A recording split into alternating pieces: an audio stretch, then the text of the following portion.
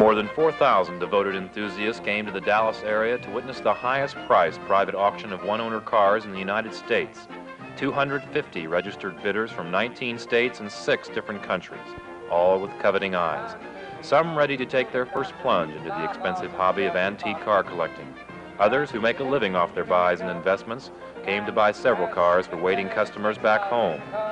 All but a few of these antiques are owned by James C. Lake, a man who took 2 years to pay for his first $85 car, which has since been completely restored.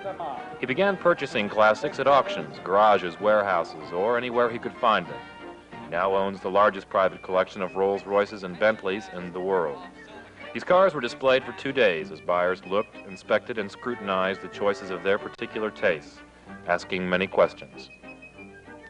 First of all, they'd say, well, how much do you think this car would bring, you know, and then they'd say, well, do you think this car has been restored, or well, how long has this car been in the museum, or where did it come from? And some people even knew the car and where it came from, you know. Then they would ask if it was original paint or if it had been repainted, and those type of questions, you see. By Sunday, it was understood that most buyers knew what they wanted, and the actual bidding would make their final decisions. Every car was indeed immaculate. Some carried the charisma of their previous famed owners. The 1954 Hummer Pullman. The first owner was Sir Winston Churchill. The registration title carries his personal signature and will be sold with the car. Others were simply unique, such as this 1921 Rolls-Royce Silver Ghost, paneled throughout in copper. It sold for $55,000. Or the smart 1930 Cord convertible. It sold for $50,000. And the 1936 Duesenberg convertible sedan, sold for $65,000. The top price of $110,000 was paid for a 1933 Isotta Francini. I hate to see it go. $110,000. Any more? $110,000. For you, sir. $471. $32,000. Sold to a Dallas businessman at his first car auction. The auction itself was conducted and arranged by Christie's of London, London's oldest auction house, whose very presence brought prestige to the Texas sale.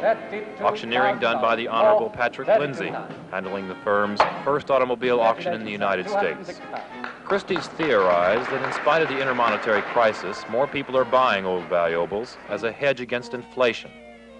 I agree with him. The sale is going very well so far. The prices obviously vary from time to time, but there's obviously a great interest, and it shows that people are still looking on cars as a good investment. But more important, that this is the first time Christie's have had a sale in America for cars, and they are fine art auctioneers. And I think what Mr. Lake and I are really trying to do here is to get the automobile sales out of the used car market into the fine art market, and this I think we've succeeded in doing today. Well, that's true. I think that most of the cars we've offered today have been what you might class real fine objects of art, and that's the thing that we want to do, is to take it away from the, as you say, the used car market and put it into the object of art type market. Almost $1,118,000 exchanged hands today, money invested that will largely increase in a matter of years according to the car's scarcity. Parts for a 1928 Model A Ford such as this already cost more than those for an older Rolls-Royce. The only stipulation being, keep your antique in a garage and have it completely restored every 15 years. This is Rich Laudon reporting in a rumble seat in Dallas, Texas.